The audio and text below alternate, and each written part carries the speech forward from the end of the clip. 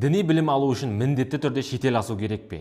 Жоқ, әрине. Құрметті достар, бұл Алматы қаласындағы Нұр Мүбарак Египет Ислам мәдениеті университеті. Мысыр мен Қазақстан елінің бірігіп ашқан Орта Азиядағы теңдесі жоқ бірегей университет. 2001 жылы ашылып, содан бері мыңдаған діни маман, исламтанушы, имам, ұстаз осы жерден түлеп ұшты. Мұнда шариғи пәндерді тереңдетіп оқу үшін арнайы Әл-Азхар университетінен 20-дан астам профессор сабақ береді. Ал одан да терең оқимын десеңіз, университет сабағынан бөлек осы ұстаздардан қосымша сабақ өте аласыз. Атап айтар болсақ, араб тілі, Құран ілімі, хадис, фиқ бәрі терең әрі жүйелі түрде оқытылады. Нұр Мүбарак имам болғысы келетіндерге ғана емес, бұл жерде исламтанушы, имам, аудармашы, ұстаз боламын дейтін жандар үшінде нақты жол бар.